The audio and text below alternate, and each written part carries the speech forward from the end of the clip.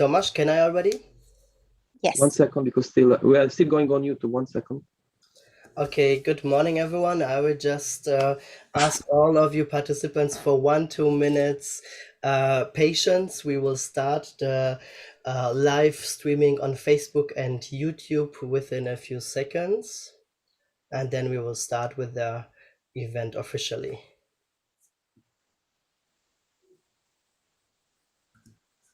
Okay, let's go. Perfect. Let's start with some introduction videos, and then I will take over and we will start all the discussions of today's event.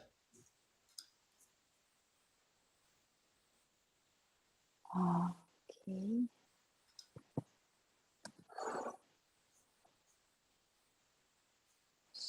Share.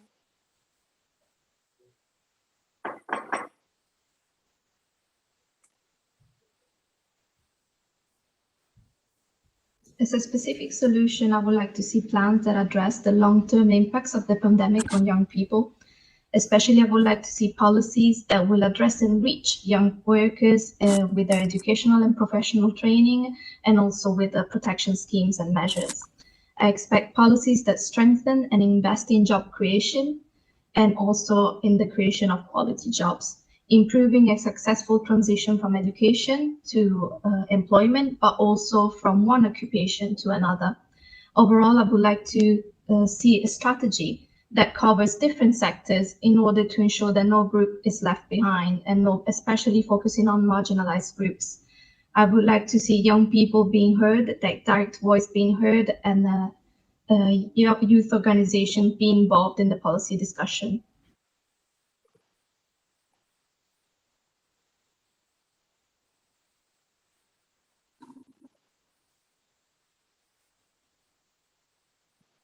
You can hear it. During the pandemic, I realized how many unnecessary things I had dealt with before.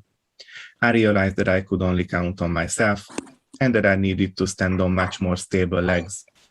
That's why I founded my own home office company. So in the future, I hope for a lot of work, more security and independence. I think there is a big need for employers to realize that home office is a real work too. Let everyone, but especially young people, to be free to decide how they want to work in the future. Fear of the future has a different meaning in Hungary. The government has taken measures during the pandemic out of control that restrict young people in fundamental rights. I am not afraid of being poor, but of not getting a proper education and a life worthy of human being.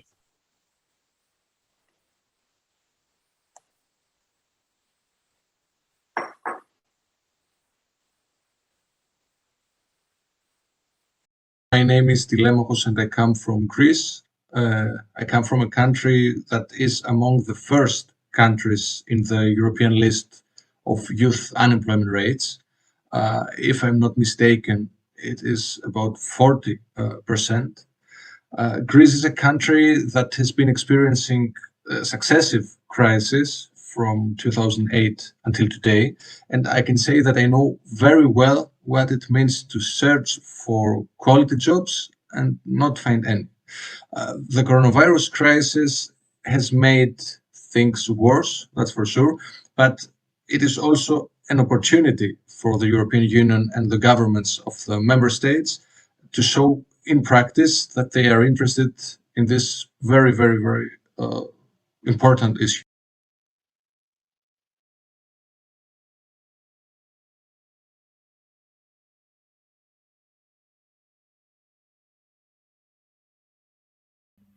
Hey, mein Name ist Martin, ich komme aus Deutschland. Wir haben es alle erlebt. Die Corona-Pandemie hat jeden von uns betroffen. Sicherlich besonders hart die Kinder, Jugendlichen und jungen Erwachsenen. Kinder, die teilweise monatelang nur von zu Hause unterrichtet wurden, Jugendliche, die längst nicht alles in ihrer Berufsausbildung persönlich beigebracht bekommen haben, oder junge Erwachsene, die teilweise anderthalb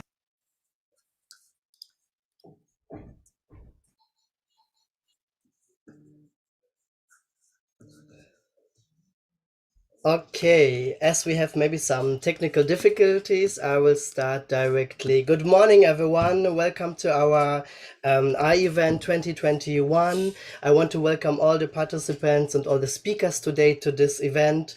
My name is Mateusz Vandrzejewski. I'm coming from CESI Youth.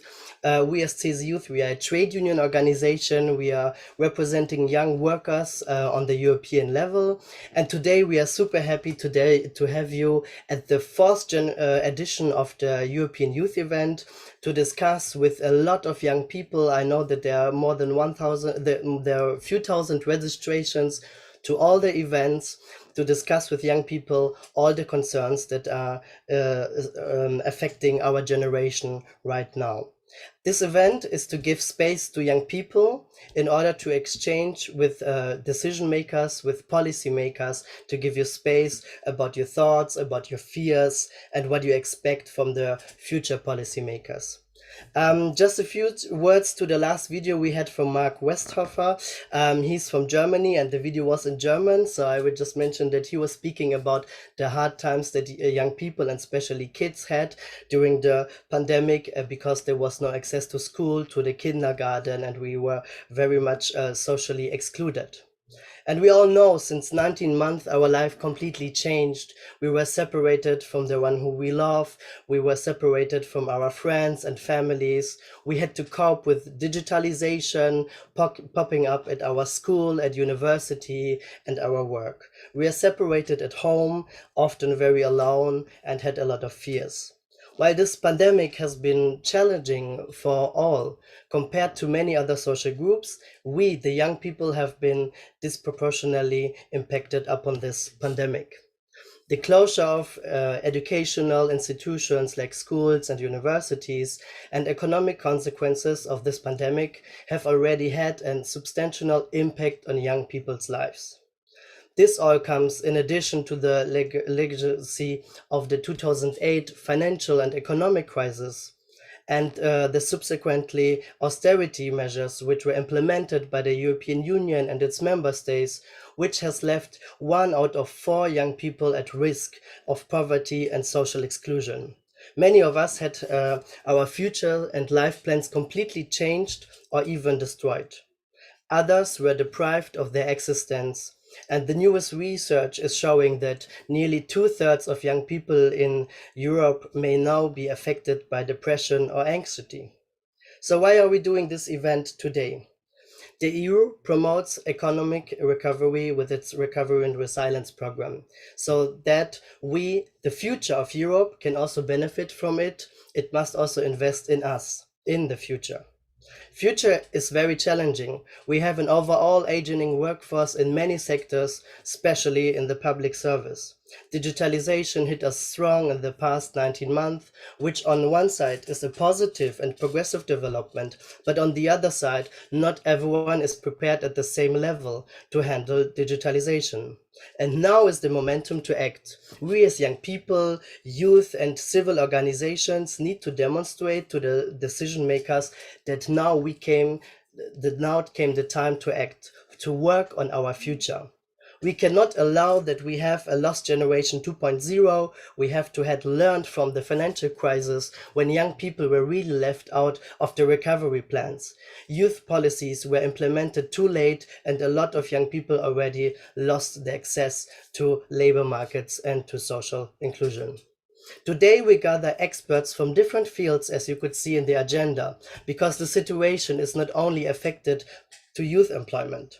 It affects mental health, housing, social security, education, and many other fields, which are all interconnected.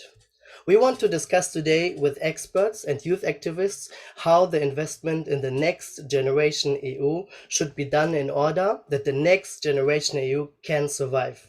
Now let's start this super interesting event with our speaker, with the first speaker, Max Uber, head of the unit from the DG of Employment, Social Affairs and Inclusion at the European Commission. Dear Max, I'm very happy to have you today here and I let you begin already now. Thank you, Matthäus. And let me say that I'm also very happy to see so many young people in this event. Thanks for the invite, and I'm really looking forward to this panel. And I'm pleased to kind of kick it off with some views from the European Commission. The topic of your panel, youth employment back on track, bringing them back on track, is of course very timely these days. We've just heard the testimonials from young people from different countries in Europe, and although at the moment we can finally see a little bit of light at the end of the tunnel, it has been clearly a very, very difficult and uncertain period for many people, but in particular, as you have just said, for the young people. They have paid a high price in the crisis, no doubt about that. Many young people were dismissed, could not enter the labor market, or they could not continue their education and training. But not only that, young people are also more exposed than others to the possible long-term or longer-term effects. You have just mentioned mental health, which has become really an issue in the pandemic. But again, the most recent youth employment or unemployment figures show some hope, and they illustrate that the employment situation of young people is improving now fast, because the economy is about to rebound quickly. But even in the absence of an economic shock in Europe, the youth employment has always been more or less a double of the general unemployment rate, which clearly means that we face a more structural challenge and we have to do something about it. Let me come maybe to the Commission and what we are doing. Let me maybe start by saying that young people remain high on the agenda also of the von der Leyen Commission. If you think of the strong focus of this Commission on digital and green, I think you can say this is also very relevant for young people thinking of the digital economy. We want to make sure that young people can excel and provide them with the right skills and opportunities. And on green, needless to say, that it was particularly the young people that helped to put it on the agenda. Our president last month, I think it was on the 15th of, when was it, the State of the Union speech sometime in early mid-September, she announced against this background that 2022 will be the year of the European youth and young people. She also made another announcement in this speech, and that is a new initiative called ALMA. ALMA standing for Aim, Learn, Master and Achieve. And this initiative should offer young people not an education, nor an employment or training, the so-called NEETs, a temporary professional experience in another member state, and that would help them to get a foothold in the labor market. I'd also like to refer back to what we have done in 2020. So last year, also in response to the pandemic and the crisis, we put together a whole package called Youth Employment Support, or YES, a bridge to jobs for the next generation. This package has 4 components. There was, or there is the proposal for a reinforced youth guarantee for young people between 15 and 29. There is a future-proof vocational and educational training system. We have called for new impetus for apprenticeships and also a number of other shorter-term priority measures supporting youth employment. At the same time, the Commission urged member states to invest at least 22 billion euro in supporting youth employment, and also making use of the unprecedented EU funding that is available now, that Matthäus has mentioned already. You will be familiar with the Recovery and Resilience Facility, which has a budget of 723 billion euro. And you should know that one of the pillars that the national recovery and resilience plans that member states have submitted now to the Commission, they should cover policies that support children and young people. Colleagues in DG Employment have, of course, looked already in the measures in these reform plans because they should be in line with the just mentioned reinforced youth guarantee. And we have a lot of examples, just to mention a few countries like Greece, Spain, Italy, and Portugal strengthen their VET systems. We have seen specialized training and guidance targeting needs in Cyprus and France. There are new apprenticeship programs in Germany. The support by public employment services is improved in Cyprus. Quite a number of countries have introduced hiring subsidies for young people, like Slovenia, Portugal, again, France. And Finland is further improving their famous integrated one-stop shops for young people. So there's this big fund, but there's also the more kind of traditional European Social Fund for the next programming period, now called ESF Plus, with 99 billion euro for the next 7 years. And we will continue to make sure that a significant share of this fund is also invested in the youth guarantee. You may know that member states where the need rate is above average in the union are obliged to devote at least 12.5% of their ESF funding to young needs. So as you can see, the reinforced youth guarantee, again, proposed by the Commission in July and then adopted by Council in record time, I think on the 30th of October, the final agreement was reached. This youth guarantee remains our policy framework to fight youth unemployment and youth inactivity.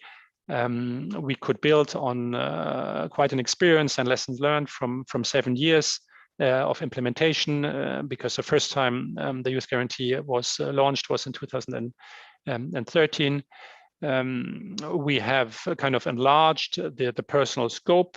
So the headline commitment is now that member states should ensure that all people under 30 years, contrary to 25 until recently, so until 30 years of age, receive a good quality offer of employment, continued education, an apprenticeship or a traineeship within the famous period of 4 months after becoming unemployed or leaving formal education. So I said already, the age bracket is widened. And why have we done that? Because unfortunately, the sustainable integration of young people in the labor market is unfortunately taking much longer. So the Commission simply decided that we cannot stop the support at the age of 25. We have heard, of course, from numerous corners, including the trade unions, to turn the youth guarantee into something much more than a training or employment offer for unemployed youth. So we also want now countries to prevent the young people of becoming unemployed or inactive in the first place. So a strong prevention element in the reinforced youth guarantee, for example, through very early guidance, even when young people are still at school. What we want to achieve more and better are the famous transitions from education to work, from school to work, through a more tailored and individualized support for young people. That is a challenge, that is costly, but for many young people, this is the only way forward. We have reinforced the outreach to and the activation of the more vulnerable young people that are further away from the labor market. There is a lot about upskilling and reskilling. I mentioned the importance of the digital skills already, but not only prevention, but also post-placement support is now foreseen. So after you have done your traineeship or first work experience, you should also still be supported. And very important, to offer integrated services, so bringing different strands together. And a good example that I just mentioned is the one-stop shops in Finland. So one overall objective is to support young people in gaining work experience on the one side, but also to develop the right skills for a changing world of work, in particular skills that are relevant for the green and the digital transitions in the labor market.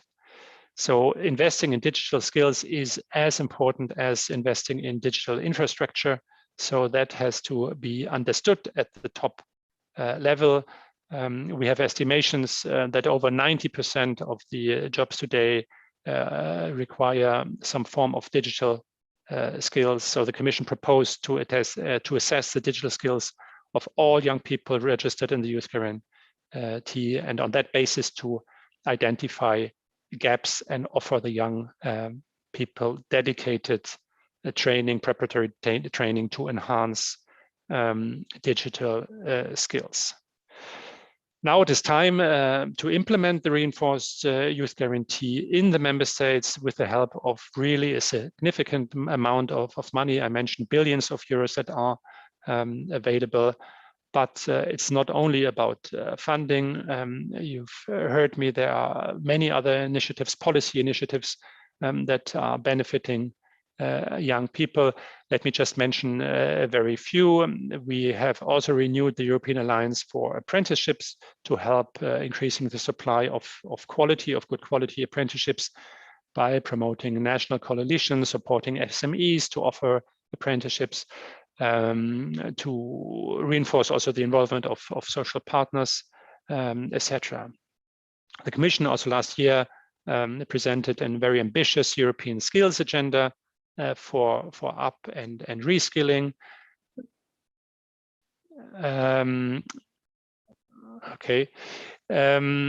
I'd also like to mention a relatively recent initiative, the European Child Guarantee, adopted in June, so only a few months ago, with the objective to prevent and combat social exclusion of the little ones. So by guaranteeing access of children in need to a number of key services like education, of course, early childhood education, but also healthcare, nutrition, and housing.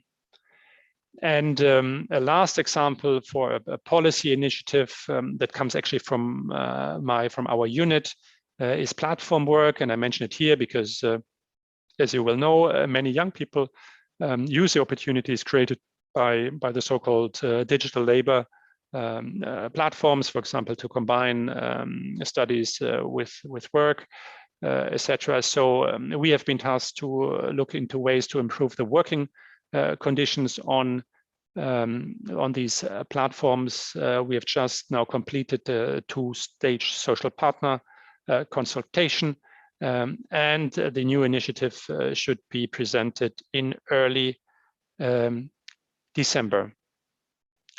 So, colleagues, dear young people, I hope I could demonstrate that we in DG Employment really try or continue to make youth employment a priority.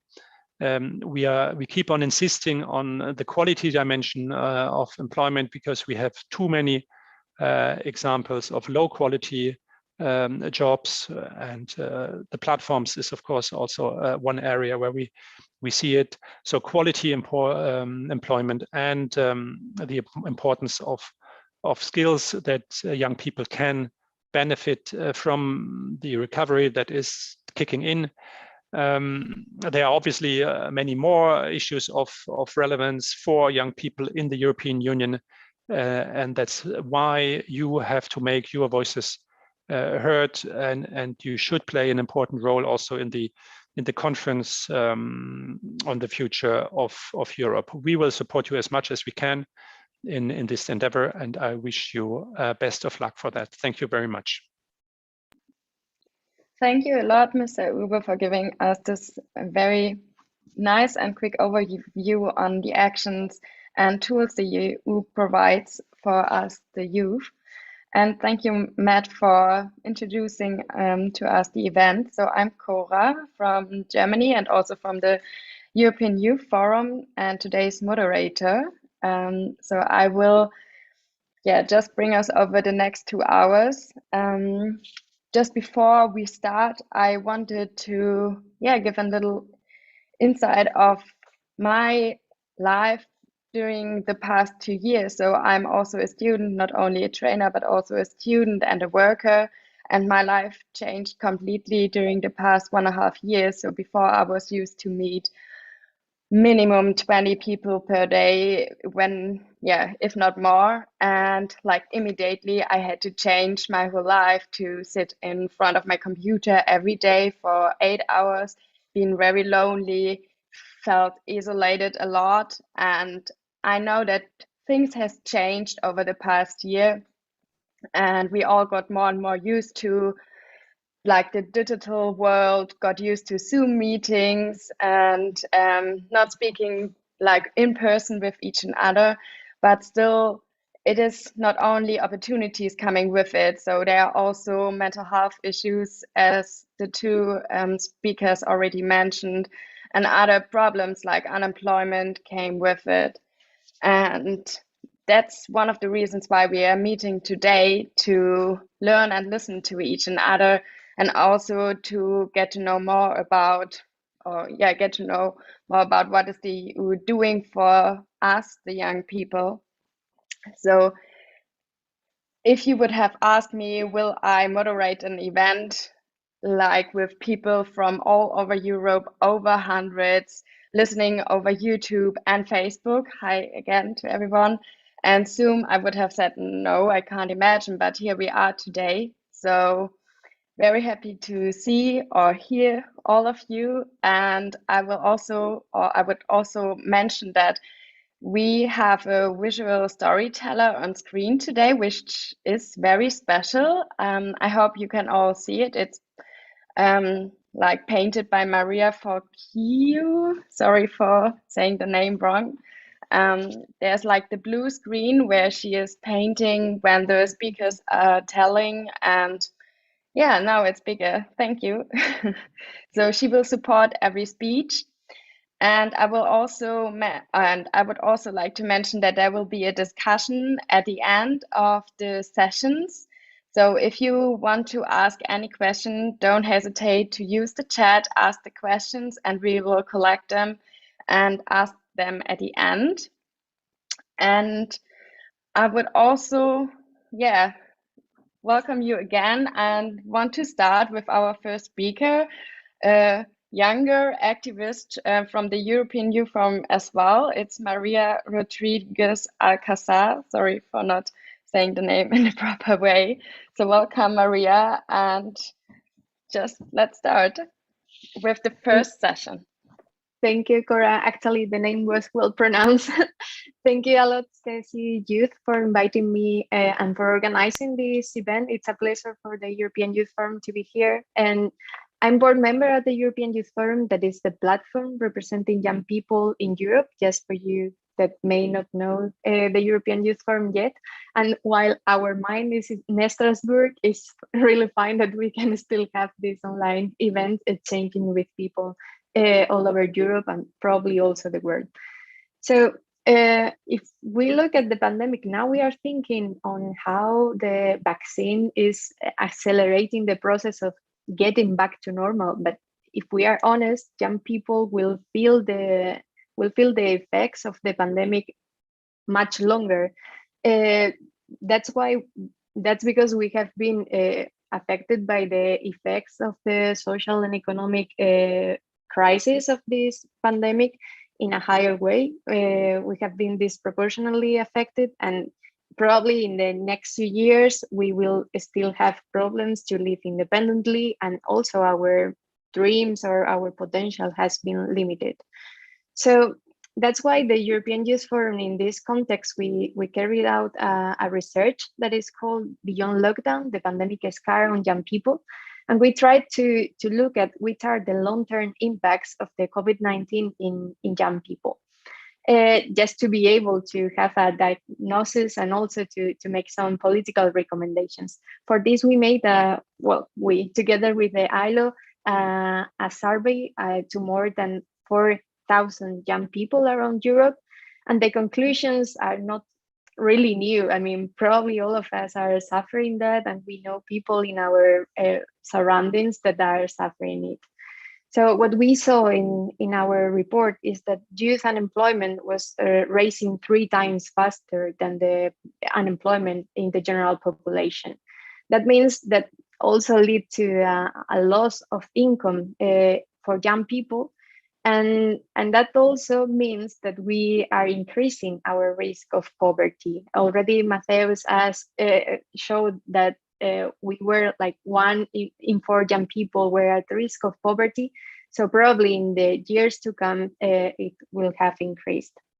But employment is not the only field where we have been affected. Also, you mentioned the previous speakers, how our mental health has been affected, and young people in our survey, they also told us that mostly 2 in 3 young people were possibly or probably suffering anxiety and depression during the pandemic. And we wonder, are the services really available for young people in this context? Are we having enough support? So yeah, that's something we came to research. But also, we must recognize that marginalized people and people from marginalized groups are suffering the worst part of this pandemic and for this crisis. So we need to put particular attention to young people from Roma, refugees, or young people with disabilities. And that's something we also try to do within our report.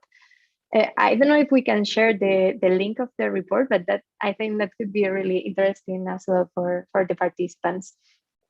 So just looking at these marginalized groups, we can see that they were like 2 times more likely to stop working during this pandemic. And also, for example, young women were more likely to suffer mental health issues than men. So yeah, we need to also have this particular focus when making policies. And also, previous research has illustrated that poor mental health or stopping education or unemployment within the young ages, let's say, has an scarring effect in our future, reducing our happiness in the future, but also reducing our chances to get into the labor market. So that's something that we really need to take into account in this moment. And we need policies to work against this, actually. We saw that the Recovery and Resilience Facility was a landmark moment, and this was really great that we had like the next generation as one of the 6 main priorities of the Recovery and Resilience Facility. But if we go to the practice, what we saw talking with our national youth councils is that the youth organizations were not part of the making of the national plans. So they were not really engaged in the process, and probably also not so many policies were taken or were targeted towards young people. And we know that already in the cases that were some consultations, because not in every country there were consultations, they were not actually really meaningful towards young people. And the result is that the plans lack a focus on young people and targeted measures to, for example, create quality jobs or increase the social protection or make the social protection systems more accessible to young people. Because in many countries, there were new measures regarding social protections, but they are still having discrimination towards some young people that are under 25 years old, for example. It's true that not in every country this is the situation. There is also exceptions. And for example, in Italy, the recovery plans support and young people is quite well outlined throughout the plan, but there are really only a few examples of this. So Basically, what we demand in our lockdown report and what we demand towards institution is addressing these structural challenges that young people face, and particularly to focus on the promotion of quality jobs. We need to face precarity because we have also seen that the countries where precarious jobs were higher, they also have a highest level of unemployment now. So we need to combat precarity with quality jobs, with permanent contracts, fair pay, and good training. But also we need to focus on the gaps that our social protection systems have regarding unemployment benefits and also the minimum income that can prevent young people to be at risk of poverty. Regarding mental health, we need specialized services accessible for young people that are not in many countries now working. So we need to have access and we need to have more promotion to good mental health. And again, as already some representatives mentioned, the youth guarantee can play a key role in this recovery, but we need that the countries implement the reinforcement of the youth guarantee with quality standards. We cannot only have the program as it was previously, but we really need to focus on quality.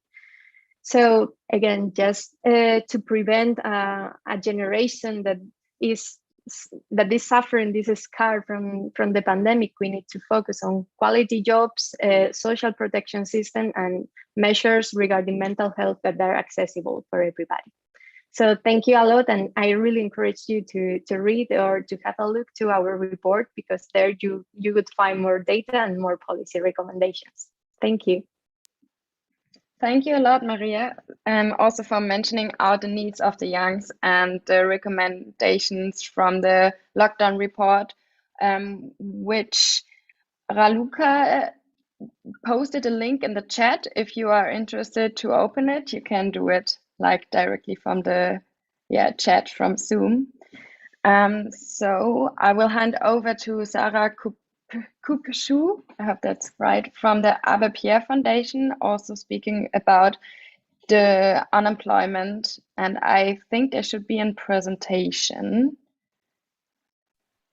Hi, thank you for having me today. Yeah, I have a presentation. I tried to put it on my screen. I hope you can see it. Okay. Is that okay for you? Yeah. Yes. Maybe. Yeah. I don't have my notes and I don't really like it. Sorry, I should try this before. I hope I will find it. Okay, if I let it like that, is that okay for you? Sorry, it's not very good because I need my notes. I don't know exactly my number by heart. First of all, thank you for having me today. I'm Sarah Kupshu, and I will not speak about unemployment, but about housing exclusion and homelessness in Europe.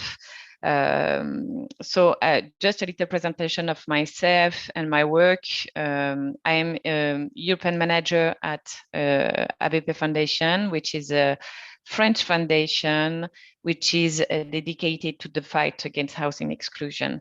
And since 6 years now, we are producing with FEANSA, which is umbrella organization, European umbrella organization on homelessness in Europe. We are producing this report, the overview on housing exclusion in Europe.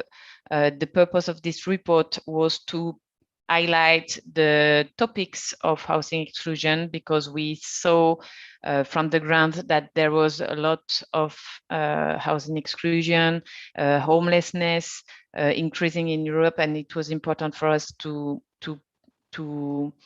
alert European institution on that point. So each year we have a survey on topics, different topics, and this year it was the presentation was on young people.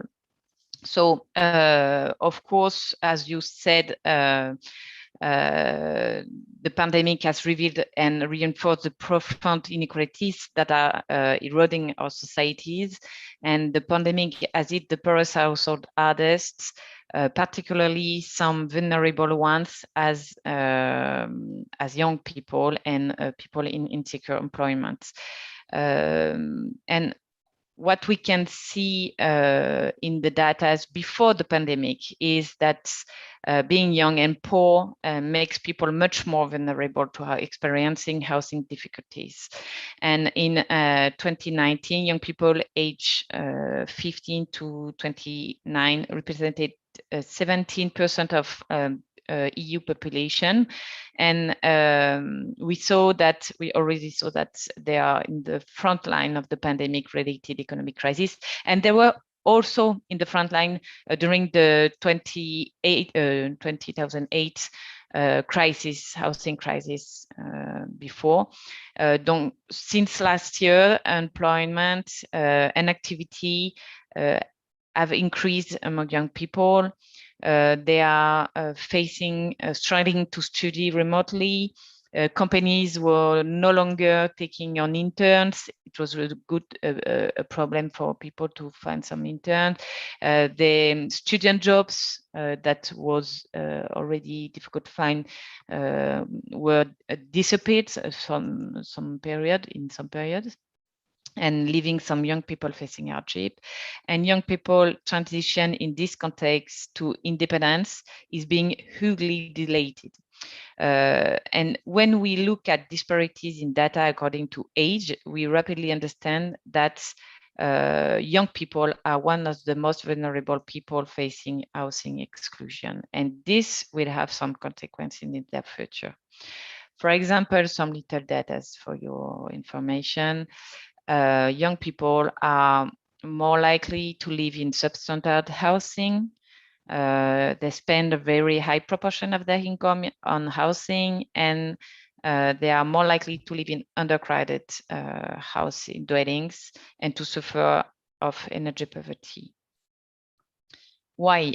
First of all, because of the markets, rents and house prices have been steadily escalating for 10 years in EU. Between 2009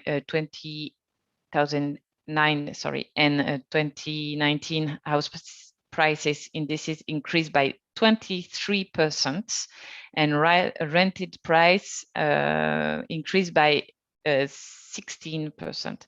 So, of course, the problem is that the income doesn't follow this increasing prices. You have some example of different countries with the high-end rate increase. So why now young people that have difficulties to leave parental home because of the price of property, but also the price of rentals, as I said. And what we saw, for example, I give you an example. In Italy, 95% of young people stay at home at parental homes. And during the pandemic, some of them even had to go back to their family's home.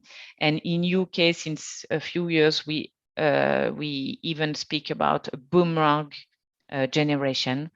It means that some young people, because of their difficulties to access to the market and because of the difficulties of employment, have to come back to the parental homes. And for example, we had the testimony of Rat, 20 years old in France, telling us that it was terrible for him to go back home because he was facing some people constantly making racist and homophobic comments. And he said it was hard for him to come back with parents that he wanted to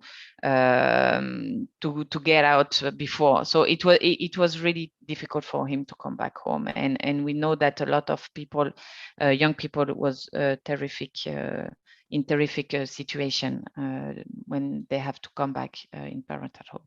And during the lockdown, so there is no option for them to go on private housing market because of the price and because of short terms rental short terms that was really important before the pandemic. And we see that, for example, in Lisbon, the average of income for young people was 9,000 sorry, I have a problem with numbers. Euros for income and 1,000 for rent. So for one room housing, it was not possible with the average income of young people to access housing. And the social housing is also a problem because when it exists in some countries, there is a lot of supply, and most of the time to be young is not a criteria of priority. So for example, in France, if you are just young and even if you have a job, if you want to access to social housing, it's really difficult because there is no place, and a lot of people are in situation that is priority compared to young people. For example, I have another testimony of someone from Germany telling us that she lost her job during the pandemic, and then she just have some benefits, and the benefits was 920 euros and the rents 620. So it was really difficult for her to access to pay his rent, and she spent a hard time. What we can see during the pandemic is that there was inadequate social safety nets. As we said, there was some measures, but they were temporary and not structural, and the support is often time limited. For example, for people, for young people leaving the childhood care. At 19, at 18, it's not possible to have some helps.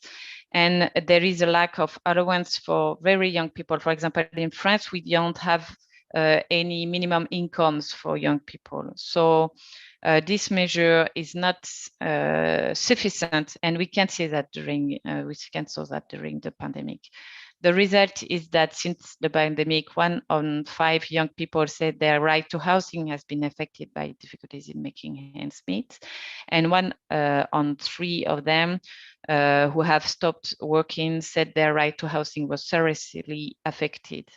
And the consequences are the long-term consequences on mental health, on the capacity to be included in the society, the whole society, and of course a lot of stress that impact that capacity to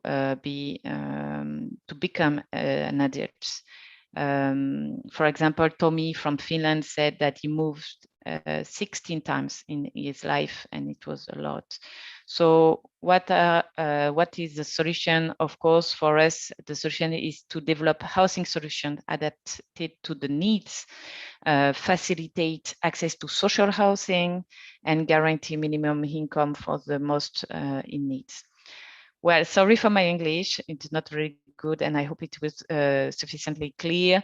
You can download the report with a lot of testimony, survey, numbers on that subject, and don't hesitate to come to contact me if you need some more information. I give you the link to the report in the chat if it's not already down. Thank you. I don't know how to stop the the share. Maybe if someone can do it for me. Thank you very much. Thank you, Sarah. I think it was very much understandable, and thanks for all the information and data you showed us. And me living in Berlin, I can absolutely feel all the pressure and what it means to have no place, no housing, and high rents. So I think it was very clear for everyone. With checking our time, I would like to ask the next speakers to stay within their time frame, if that is possible, please check it. And I would like to hand over to Yasmin. Oh, wow, now it's complicated. Our Rain from the Youth Activists. Okay. Can you hear me? Hi. Yeah, we can hear you. Great. Thank you so much. So I'm very happy to join you today. We'll try to be quite brief.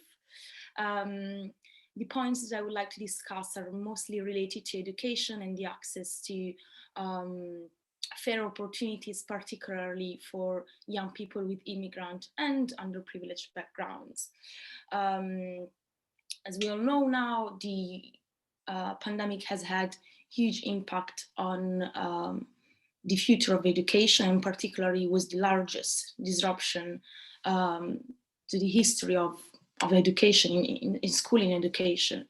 So when you're born in a place where your zip code determines also the opportunities that you will get, it is important to create the right tools in order to prevent these inequalities.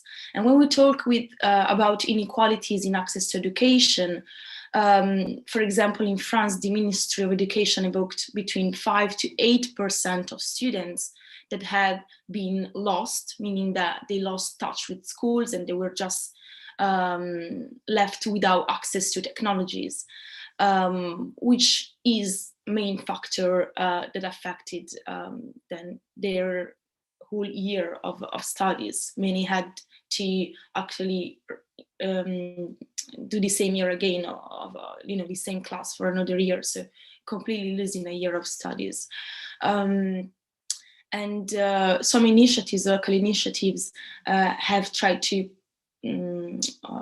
provide tools, but also to survey. And for example, Article 1, which is a French initiative that accompanies youth, expressed that 65% of students from underprivileged backgrounds felt in difficulty because of their access to the right tools, but also for financial difficulties. We need to say that also the parental environment has a huge influence on the performance of a student. For example, we know that now we're all back, students are back to classes, but this time that people spent at home, I believe that students will carry this burden or the consequences of it. And what has been done since then in different member states, there has been initiatives during the pandemic to provide students with some tools. For example, the Dutch government allocated 2 million for the purchase of laptops. The Portuguese national TV channel broadcasted classes for students, for every students to be able to access them. But I would have loved to see this as a European cohesive policy being adopted for all the member states. And we have proven in the past, especially when it came to find, allocate a budget, allocate the right amount of money for the recovery. It would have been great also to see this process happening for when it comes to giving access to education and technology tools. So the digital divide is really one of the major obstacles. And I believe that now that we're not in the urgency as we were before, because we really felt, we were thrown into this pandemic. Now that people can go back to schools, it would be essential to increase the access to digital tools in order to reduce this divide. Another important aspect that was also already covered is the psychological and social impact. The rate of depression drastically increased, but also there is a need to include mental health tools into the education system and into the informal education initiatives. The feeling of isolation, the fear of not finding a job, all increment this risk of mental health. And Portugal, for example, they established a national mental health helpline. I know that other countries did too, but this tool should be the norm in every member state, and it should be free and accessible to all, meaning that the information should be shared massively within the media, social media, and wherever young people can find them. Very briefly, finally, I would say that especially in these times of uncertainty, changes, and people losing their jobs, there is a danger for populist and far-right parties taking advantage of the despair of citizens to push for discriminatory policies.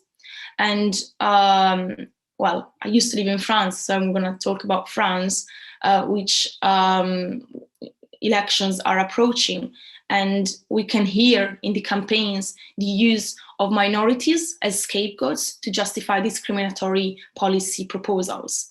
And one of the candidates, I will not name them, mentioned the need to clean the suburbs, which is underprivileged neighborhood in France, using very negative terms to describe them and almost dehumanizing these people, which are mostly young people. That's what they refer to. And so this type of rhetoric creates a create a concrete problem of inclusion and also a sense of not belonging to the country where a person is born or where the person grew up. And there is problems that needs to be solved, especially in underprivileged neighborhoods, and in this particular country where we can really see a huge equality gap, and there is school dropping rates that are higher, cases of criminality, but also death. And I can talk for the city where I used to live, which is the case in Grenoble. But we need to face this and to respond to this with action and through education. I don't believe that violence or enforcing law without also having a long-term strategy which would prevent these people from falling into criminality or into schooling failure. I don't believe that it would be the right solution. So just to conclude, We Belong, which is the organization that I represent here, we are on a mission to give visibility to positive stories around Europe, and in both a quest for new role models of young people with diverse backgrounds who also have huge inequalities in access to education, but also huge inequalities to access jobs. And this is proven by statistics, that when your name is Yasmin, or when your name is not a traditional European one, you're going to have more difficulties to get hired. And so it is urgent that we promote these stories, both to show that it is possible, but also for the broader society to remember that we, as immigrant sons and daughters, can have a positive contribution, and that the stereotypes that exist can be broken, and that we can change mentalities ultimately.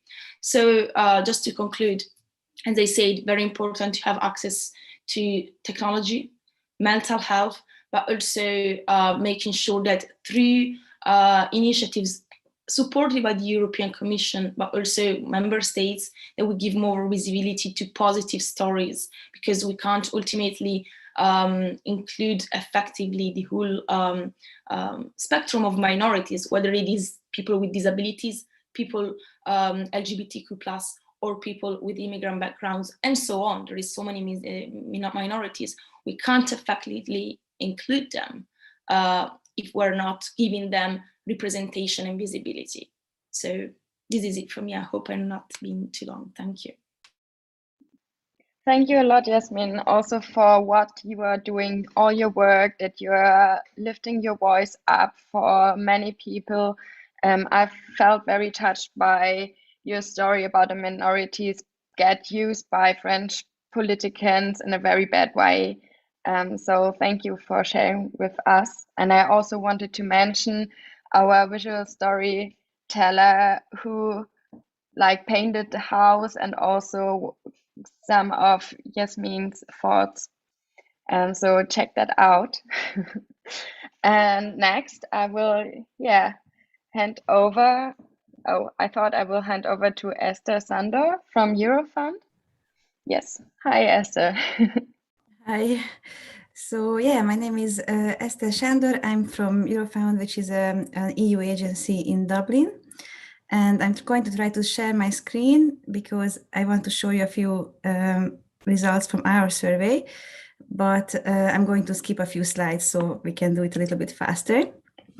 So Eurofund is going to publish a report next month, so in November, about the impact of the pandemic on young people. And so in Eurofund, we've been calling the COVID-19 crisis for youth as like a modern day Cerberus, the three-headed dog from the Greek mythology, because first it started as a health crisis, and then it was developed into an economic crisis and then a social crisis, particularly for youth. And because of the COVID being more dangerous for older people, it was still young people who were most affected by the economic and social consequences. So in this report, we are looking at also the age group between 15 and 29. We're looking at employment, economic situation, social exclusion, mental well-being, and also trusted institutions. And also we include an overview of the main policies introduced by member state governments. But in this presentation, I'm only going to talk about jobs and mental health. So this is just a little bit of background information about our survey. It was an online survey that reached 68,000 respondents overall, not all young people. And because it was so successful, we repeated the spring 2020 round in summer 2020 and once again in spring 2021. And we also introduced a panel where we are reaching, so people could leave their email in the first round and all of them, and we keep reaching these people so we can follow the same people over time.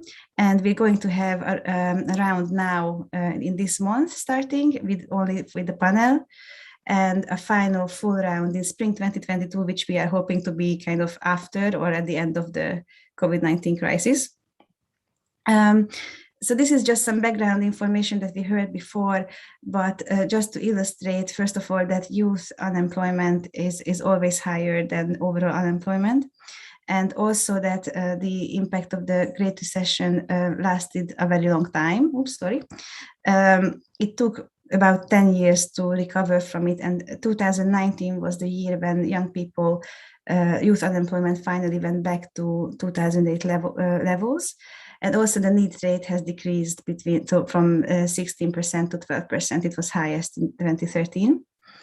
But we can already see from the 2020 data that early data that the need rate has started increasing, especially for young men, although it's young women who are more likely to be in the need situation. And this is just some information showing that we kind of know, but it's nice to see the data, but what are the sectors which were most affected by unemployment, and particularly it was accommodation and food service activities, and this is showing based on the job vacancy rate how much it dropped between 2019 and 2020 overall. And on the right side, you can see that it is one of the sectors, I think it is the sector that is most overrepresented by young people, so it employs the most young people. So it not only were young people working in the sectors most affected by unemployment in the COVID-19, but also we are more likely to work in less secure jobs, temporary contracts that are easier to terminate. They're more likely to work part-time and for low wages, and they are at higher risk of social exclusion. Okay, I might skip this slide. This is actually just showing our survey data following the panel, what the employment situation pre-COVID and the wave 1, wave 2, and wave 3, but maybe I just describe it in general. So in our panel data among young people, 12% lost their jobs, and most of them, this was highest in the Mediterranean countries and Ireland. And younger young people, so aged 18 to 24, were more likely to lose their job. In this panel, we haven't found any significant differences in job loss between gender or education level. In terms of students who transitioned to unemployment, this was also 12% of our total students. This was most common in Ireland. And it kind of makes sense that it was those who, with tertiary education and older young people who were most likely to move to unemployment from education, just because younger ones could still have the opportunity to study further. Again, we haven't found gender differences in this case, but this is something to monitor in future rounds. And as you can see in this little table, not only were young people much more likely to lose their jobs than those over 30, but this gap has increased as the pandemic has progressed. So by spring 2021, in our panel, 17% lost their jobs, whereas only 9% of people older than 30. So moving on to mental well-being, we asked a lot of details on mental well-being and life satisfaction, loneliness, feeling depressed, anxiety, feeling socially excluded, but I'm not going to show you all this data. The report will contain all of them. But it was quite clear that with as the pandemic progressed, with the lockdowns, mental well-being and life satisfaction was very low in spring 2020, improved significantly in the summer when it was lifted, and with the next wave of the pandemic and the next lockdown, it fell down to a worse level than measured before. And again, it was the Mediterranean countries and Ireland where mental well-being was measured the lowest.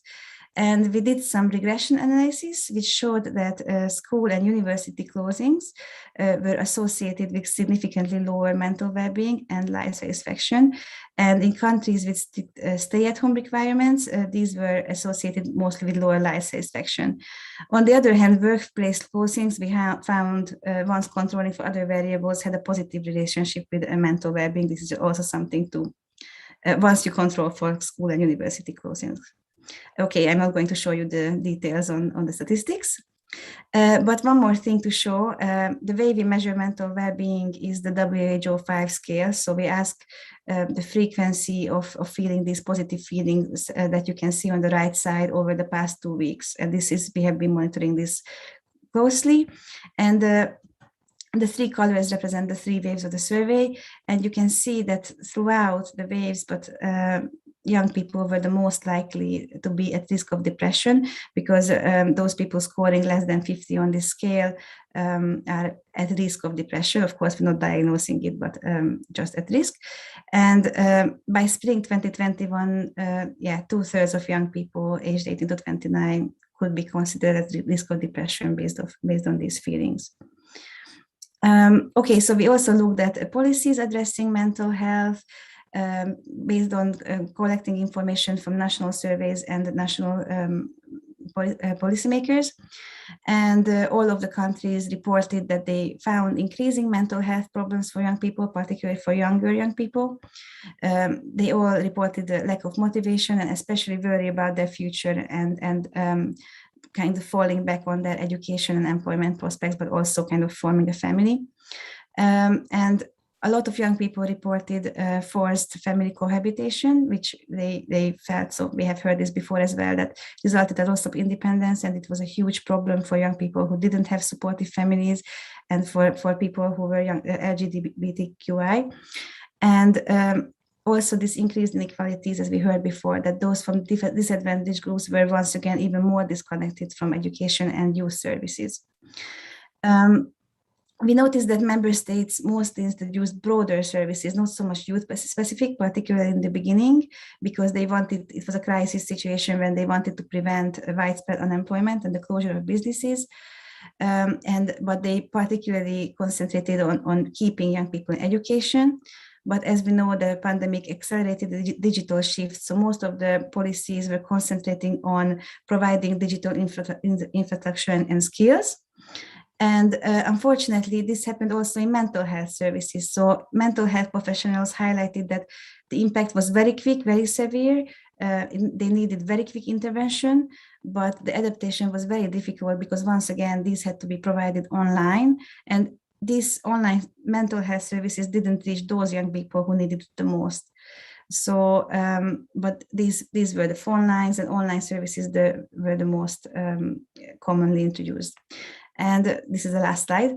So already before the pandemic, youth mental health was on the policy agenda, but it was always concentrating on youth behaviors like negative behaviors and social media use and how this is affecting mental health.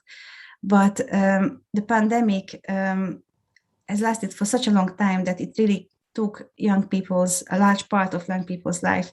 And we wanted to highlight in this report that this might take much longer to recover than economic problems, because young people are feeling that they have been set back by a year. And yeah, so we just highlighted in the report that we really need to reduce barriers to access and to reduce stigma around mental health and mental health care, try to reach vulnerable young people.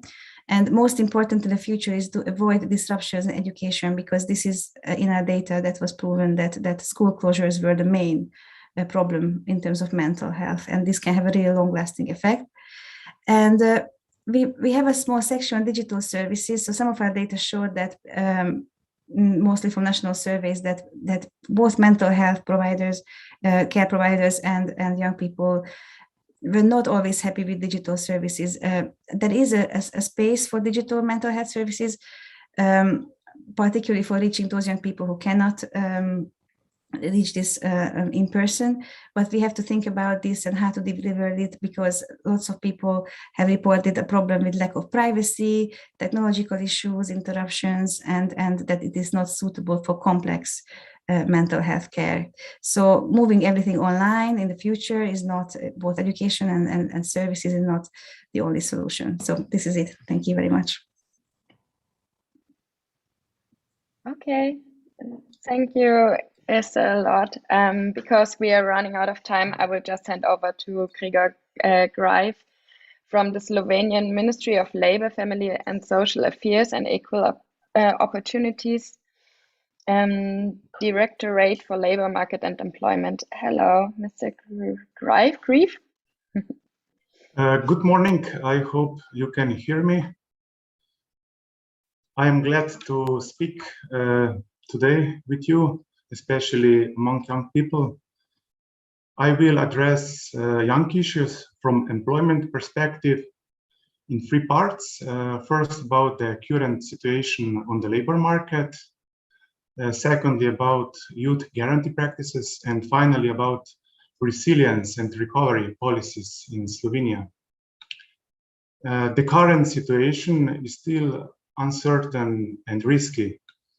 A COVID pandemic put serious strains, challenges in front of us, especially for young people and other vulnerable groups. So I think we must do whatever it takes to prevent social exclusion and make sure that no one is left behind. Particular attention should be given to outreach and support measures for youth, especially vulnerable. So these are low-skilled, migrant backgrounds, people with care responsibility, disabled persons, Roma, etc. So those young people are more likely to slip into the trap of inactivity and social exclusion. Changes in labor market are usually more intensely reflected among young people than in the general population. Immediately after the beginning of the COVID crisis, young people were more affected than other age groups. The youth unemployment has risen rapidly. However, during the recovery period, the young unemployed are recruited faster, what is also important to know. In Slovenia, already in the second half of 2020 and even more in 2021, a positive trend for young people in the labor market is evident.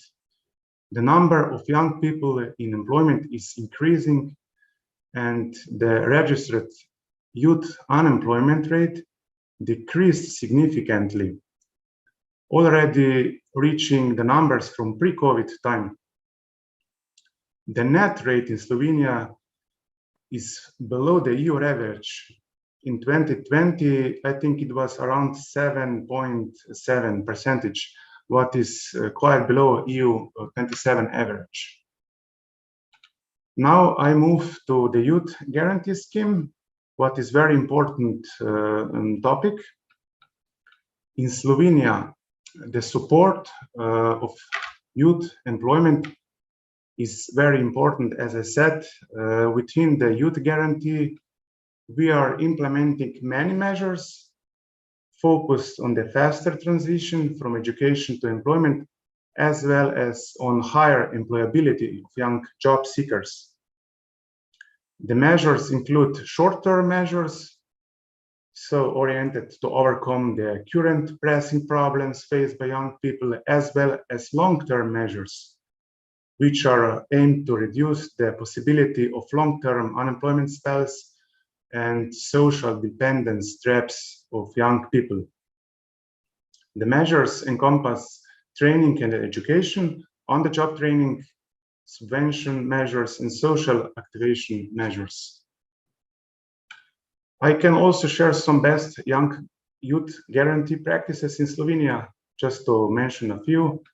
In the last 5 years, we have strengthened the lifelong career orientation within the public employment services to better implement the youth guarantee.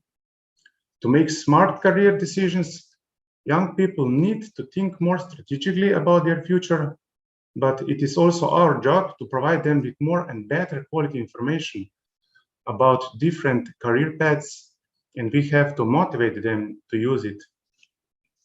Next is that Slovenian government has established a positive and constructive dialogue with youth organizations, which has been recognized as an example of good practice at the EU level. Youth organizations have an important role in the implementation process, monitoring and dissemination of information. Then next is program permanent employment of young people that provides a monthly subsidy for employment for an indefinite period. The monthly subsidy amounts to 200 and something euro and is paid for a maximum of 24 months. Target group is all young unemployed up to 29 years of age, no waiting period. And we can monitor a very good results in this field. And then the last program to mention is promotion of employment in green jobs. Funds in the amount of 1.5 million were provided within the Climate Change Fund.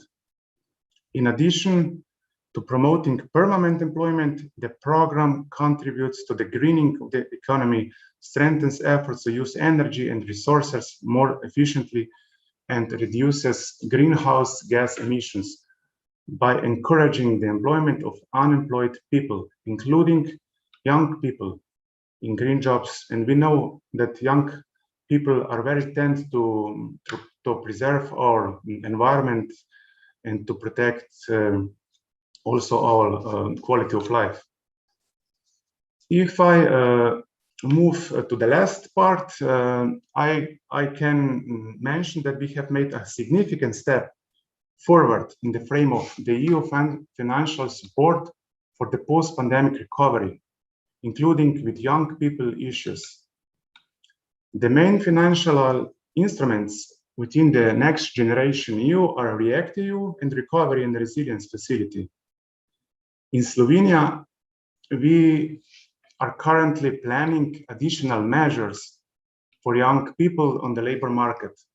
Firstly, in the frame of REACT-EU program, we want to enable more intensive treatment of unemployed young people, that is multidisciplinary and holistic approach via this REACT-EU program. So our purpose is to create mixed teams with social work center workers, PAS workers, and young mentors. The aim is to activate the most vulnerable population of unemployed young recipients of cash social assistance, who have not been reached by previous measures and programs, through enhanced and intensive counseling. And later in the implementation phase, we will follow the exits as a different kind of reactivation of young, so employment, reintegration, education and training, social activation, and rehabilitation. And the second very important step is in the frame of resilience and recovery facility. We want to support faster transition of young people from education to employment. Therefore, we plan subventions for permanent employment combined with mentorship and training. We think that this will address social protection by new employment, practical workplace experience by mentorships, and also new competence by education and training. COVID-19 has also speed up the process of robotization, automatization, and digitalization in the economy. In this context, the skills policies are crucial. So we add also this education and training activities. We need to ensure that the education and training systems provide high quality skills, digital skills and competences that are adaptable to the changing labor market. In addition, we also plan to implement a promotion campaign to support youth employment and promote the young or youth guarantee measures. Just to conclude, in Slovenia, the young are very important, especially for our future and all different aspects in economy, social structures, and so on. Thank you for your attention. Thank you, Mr. Grief. And yes, the youth is very important. So Mr. Grief was the last speaker of the first session, which discussed the current state of play. And Mr. Grief also transmitted perfectly to the second session, which will start from now. And we will look a bit at the recovery and resilience facility and if it's addressing the challenges we identified in the first part. And if you have also see that on the visual screen, like on our screen, the visual storyteller put the first session more to the left and the second session more to the right. All right, and because I think Brando Binefei isn't here yet, which Raluca also mentioned in the chat, thank you for this, we will continue with Jana de Groot as a youth activist. I hope you're ready, Jana, and hello. Hello. So, I don't know, can I start? Yes, great. So there's a lot that has been said already during the first session that intersect with the second session, I think. But I would like to first keep it short because we are running out of time, but also like give you a bit of what my work is and what I'm doing relating to this topic. So, I mean, as we already mentioned, the current numbers relating to youth unemployment across Europe speak volumes. I'm not giving you numbers, the numbers are out there, but it's clear that young people have been suffering a lot during that pandemic. Our life changed from one day to the other. I'm also counting, I'm a politician, but I also study, so I know how life-changing this pandemic was for us. It was from not seeing our friends to losing our monthly income. I want to give you a bit of my personal background so you understand why this topic is so important to me and why I believe that youth voices should be everywhere where decisions are being taken. So I count as one of the youngest elected council members in the EU. I'm a local councillor in Luxembourg, and I'm a part of the young elected program of the European Committee of the Regions. I remember that during the last council meetings, during the last year, how frustrating it was to listen to my elderly colleagues pretending to know what is better for us, younger generations. I kept saying in council meetings that we are the biggest losers from that pandemic, and I keep saying this now, we are. Not only when we talked about the vaccination strategy, we were left aside, but also in terms of our mental health, of being taken seriously, and also to find jobs after studying. Because I will not forget one time this one person told me, yeah, but you know, we also suffered back in our days. Just take the first thing that you find. So you earn money and then you wait a bit. And then if there's something that fits your academic background, you can just take that job. And I'm like, nah, no, no, definitely not. That is why I always say to young people, we need more young people in local councils, because it's time for young people to take decisions, because it concerns our future. When we also disband this discussion is also focused a bit on mental health. That I suffered a lot, and I count myself as, even if I'm a person of color, I still count myself as privileged from time to time, because like I've reached a public office, I can take decisions, and I have access to facilities that other young people don't have. But I really suffered a lot I had really mental health issues the last year, and I remember that I had a big panic attack in a council meeting, and no one cared about it.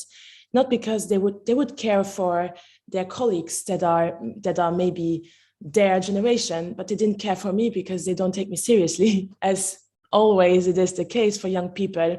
And I realized how much it's needed to have access to mental health services for young people everywhere, in schools, just everywhere, that young people also have access to help if they need it. So, and within the Committee of the Regions and Cities, it's clear that regions and cities are calling member states and Europe to have more resources to fight youth unemployment in the EU. But also the regions and cities can make a major contribution to fight against it, because they can, for example, facilitate the administrative procedures, because young people are currently in a very precarious situation, right? There's no time to lose in administrative procedures. So on local level, local authorities can really help in reducing the administrative burden on young job seekers. Local authorities can also bridge the gap between educational institutions and public and employment services. But it's not all about just fighting the unemployment rate, but it's also about making sure that young people can survive. As I already gave you the example before, one of my elderly colleagues told me that, yes, we need, you just take the job that is there, and then you wait for your dream job to just arrive, and then you can take that opportunity. I don't think that this is the solution. We need to make sure that there are quality jobs out there, and that young people are being given a fair salary every month. Also, this promotion of unpaid internships forces young people to take and to accept any jobs. Also jobs that have not, also jobs that don't meet the standards, the social protection standards the EU wants to protect. And this is a reality we need to see, and we need to accept, and we need to fight against it. Now, in terms of, before I became a politician, I always actively worked towards having more youth participation in decision-making. And I believe that if we had more effective youth participation the last years, we would not be in a situation like this today. So I was always a strong believer in the importance of youth in the development of a country.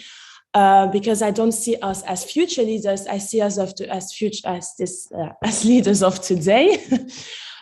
So I believe that multi-level dialogue with local and regional authorities, social partners, and civil society organizations, like youth organizations, for example, are crucial when it comes to finding solutions like the high unemployment rate we are facing today. So more participation, not only consulting young people when time is running out and when we are being in a bad situation like now, but doing this preventively all the time, just all the time, like consulting young people all the time to avoid situations like the one we are having today. Thank you very much. Thank you a lot, Jana. It is so nice to have you here to listen to your voice and your personal stories. And I'm very sure you are definitely a role model for many, especially young and BPOC women. So it's good to have you here.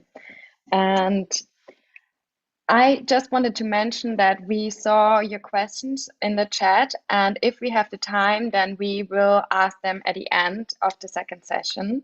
But because of the time running, I will just hand over to Brando Benifei from the EU Parliament, and it's good that you made it, and nice to have you here.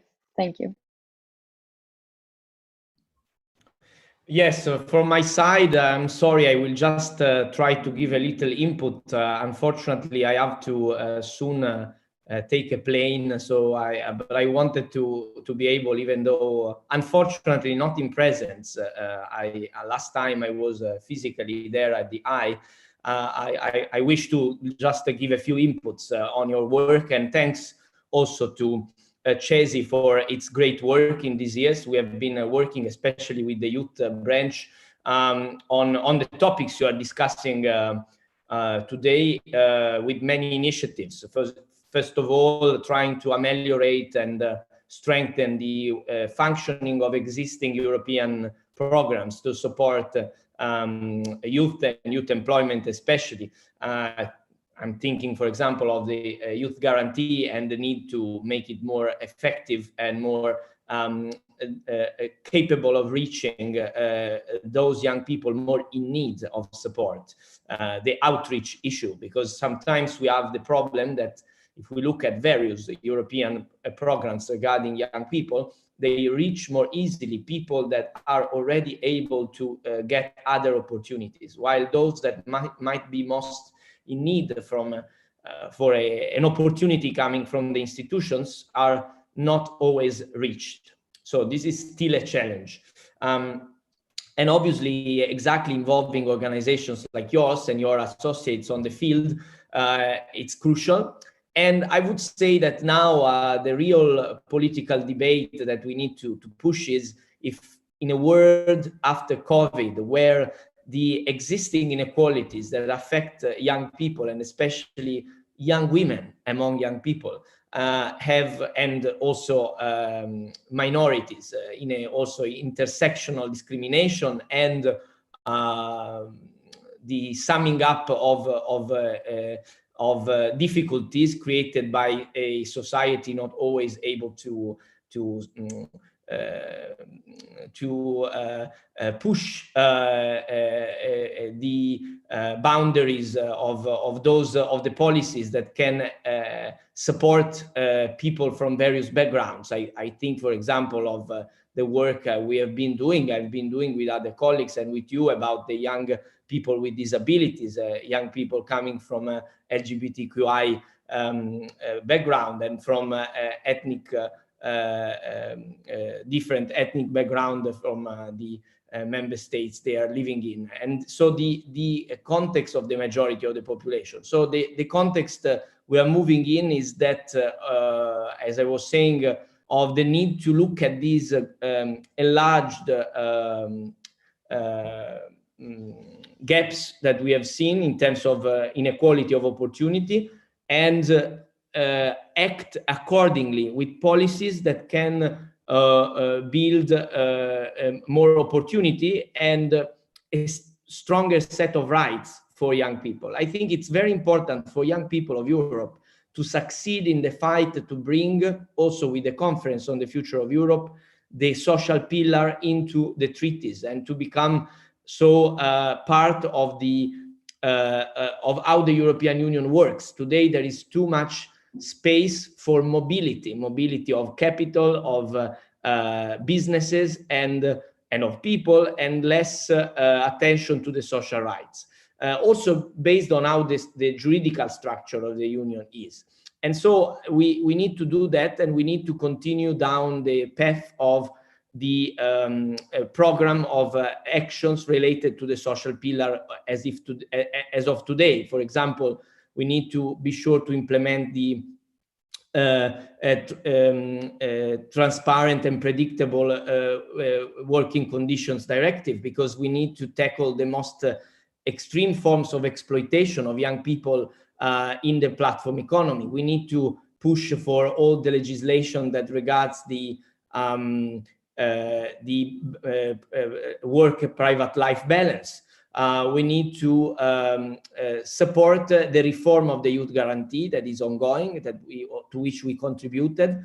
Also, the parliament in that occasion has finally said, it didn't do it before, ever. Now it finally said that unpaid internships are to be banned, and that we need to stop the cycle of internships that prevent people to enter the real job market in terms of having a stable contract. And in fact, they are exploited by substituting workforce with this kind of exploitation forms. I think this is an important battle. We won a little battle together also inside the European Parliament when we stopped the unpaid internships inside the Parliament. It's a little victory, but we need to extend that to all the workplaces in Europe. And I think, as I said, it's also a matter of political and cultural and value debate that we need to put as a precondition of this battle. I want to underline this and I will go to a conclusion, that apart from the legislative work and obviously also the resources that we need to convey towards projects for quality youth employment in the recovery and resilience plans, especially in the countries where we have a bigger amount of money. I think, first of all, Italy, Spain, France, where there is space for a large investment, but also with the others. Invest in youth, in not just in lifelong learning, lifelong training. We know about that. It's important, but we need to reinforce a set of rights. We proposed in the debate on the social pillar as Parliament, and we will continue down there, that we need a framework directive of a basic set of rights for all workers, young or old. But obviously, it's especially important for young people that enter the job market in a context of more fragility today, already before the COVID, and with the COVID even more in the new normal we are living in. But, and I conclude on this, as I said, for doing all this, we need a cultural and political shift, in the sense that we need to fight the culture of exploitation of young people. I see it too often that for many people, it is acceptable that you just don't pay young people, that you pay them in reputation, that you give them an opportunity to learn, and instead they work for you tens and tens of hours. So this is not acceptable. And we need to say it clearly, because this is not clear in the mind of many people, including many politicians, many legislators. So thank you for the fight that you do for legislation, for a good use of resources for young people, and also, as I said, for this cultural aspect that includes the need to have the social partners more included in the debates of today. I give you one final example. I'm working on the AI regulation. I am going to fight for a stronger role of the social partners in the presence of AI applications inside the workplace, because I think it's not acceptable that workers, many of them young today, they don't know. Sometimes they are even unaware of the usage of AI instruments to monitor them, to take decisions that affect them, and they have no idea there is this put in place. So I'm not even saying I'm in favor of that, the negotiation of that, but even the information is lacking today. So that's why it's very important that you are there, that you fight for youth rights and for youth work of quality employment. And thanks for your work together also with us. And I'm sorry I will have to leave or I lose the plane, but I want to thank you again for what we have done in these years together. Thank you very much. Okay, thank you a lot for your time and that you were able to make it. So because I can't ask you the next question, I maybe just do it. Maybe this one question, Raluca, if you are fine with that, because I think Jana has to say something more to add. Because from what we heard right now from Brando, I was like like asking, and also the chat was asking the question, how can we ensure to give a voice to the youth? Yeah, I see there is also on the chat the issue of more inclusion and more feedback included in the political work, well, or from young people. Well, my guess, my suggestion is get involved in organizations, and we should be able, we need to do it, to push for more support coming from the institutions, to listen to the youth organizations, but for them also to be given more support, logistical, financial, of training to organize civil society at youth level. I'm sorry, but I said it. I believe it's important. No. I just want to add one final thing. I was saying I'm sorry for what I'm about to say. I'm sorry to say that even though I also said it now, that we need to listen to the youth organizations, I don't share very much to a broader extent the paternalistic approach that we have from the institutions towards young people. We need to listen to them. No, they need to fight and to be very harsh, very hard against the institutions. Think of what has been done by when they fail them, obviously. Not always, I mean, when they don't do what it should be done. Think of what the Fridays for Future were able to build in terms of also a dialectic with the institution. I think it's important, because if we say we listen to you, yes, but in the end the power is in us. We listen, then we can do what we want, and sometimes we can say, oh yes, we listen to you, we did this because we listened to you, and maybe it's not true, but I can say whatever I want. So and I'm the one that in the end votes.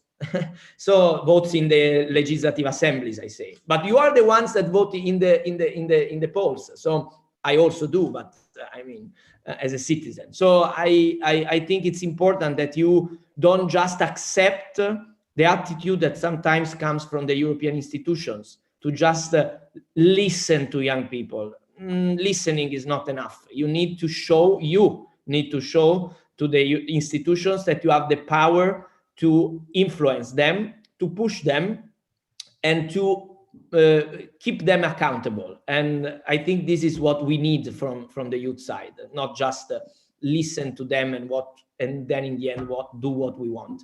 Thank you. Okay. Thank you very much. Thank you, Brando. Maybe last comment from Jana, very short comment on that, and then we'll close. Yes, just as has been said now, we need effective participation. Listening is not enough today, and it's on young people to hold them accountable. And we have all the tools today to hold them accountable. We are the generation digital. Like, we can really push via Twitter, via all social media platforms towards having change. And I think also that we need to have structures that it's not just on young people to be in youth organizations, but it's really creating consultation bodies for young people that are built in a democratic way, with having with having everyone represented in there, to have consultation bodies that really take opinions and recommendations from young people, and then this goes to the decision makers. But listening is not enough, really, because they truly don't care. Like, I used to be in a youth parliament back then, and our politicians would listen to us once a year, and I felt so proud. Wow, politicians take time to listen to us. Now that I'm myself a politician, and I see how the ones that I thought were listening to me are actually not listening. They listen to us and then they go have their drink for their after work. It doesn't resonate. Like, we need to have more pressure we need to make way more pressure to them. Yeah. Thank you a lot. And I think it's my time to say goodbye from my side. Thank you for having me as a moderator for the 2 sessions. I learned a lot, and I am sure we all did. So I hand over to Matt from the CESI, and thank you for having this event. Okay, thank you for handing over, Coda. Thank you for your moderation. I think it was very nice and fresh. It's not easy to summarize such an event like this with a lot of different experts coming from very different backgrounds and youth activists, which have all very valuable input and meaningful thoughts. As we have the visual storytelling with us today, I'm very happy about, to be honest. And it's like a bit of a report of this event that we have.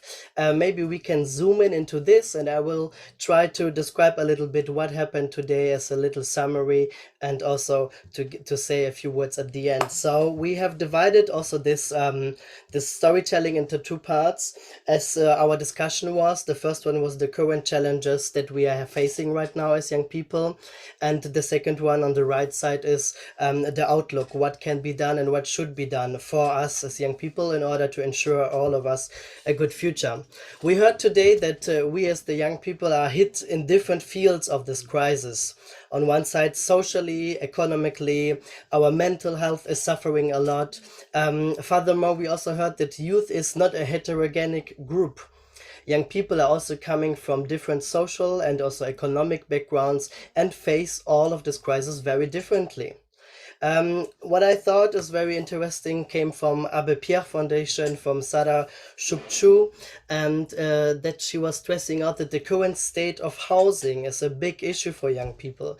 I believe this is a field which is not having enough spotlight. Every one of us who was moving to a different city for study or work reasons has faced these problems already, or as we have a lot of young people joining this event today, you sadly to tell you will join and face these problems as well. And here we definitely need more actions from the policymakers for young people, especially as a student which is having not income or not much income. It's nearly important and impossible to find an apartment. We could also see that the income in the different cities and countries is very much unproportional to the rent prices. I was happy to hear from the European Commission today that they have introduced the year 2022, which is starting already in a few months, as the year of the youth, of young people. But we all have to ensure that during this year, the youth is really on the focus. To be honest, it's nice, but on the other side, we cannot only have 1 year for young people. Youth should be always high on the agenda each of the years, and we cannot forget it. We heard about the youth guarantee, and to be honest, as an instrument to integrate young people into the labor market, which was introduced already in 2014, to say it was not so effective until now. But now it will be reinforced, it will be changed, and also the age of the participants will be enlarged. And we really hope that this instrument will be now more useful and also integrate more young people into this labor market. We need more guidance for young people at the labor market. This is also something that we could read today a lot in the side comments here that we had. We need more access to the programs that are already existing, but they are not really accessible for young people. That's not easy to find as well. And sadly, the reality is right now that we have too many bad quality jobs and not enough opportunities to take over good jobs and to ensure for us a good future. Eurofound and ESTA was demonstrating that it took 10 years to recover from the financial crisis for the young people on the labor market. We don't have 10 more years. We need to act now. And so now has to be taken the investment into young people in order to ensure that we are not getting out of the labor market, but we stay part of it. And we can see that there's a growing gap in the transition from school to work. The European Youth Forum, as a voice of millions young people, was showing in his report that the young people are affected by the pandemic mostly, and also in very different ways. And the report is also giving some good overview how young people suffered very much in the last 18-19 months.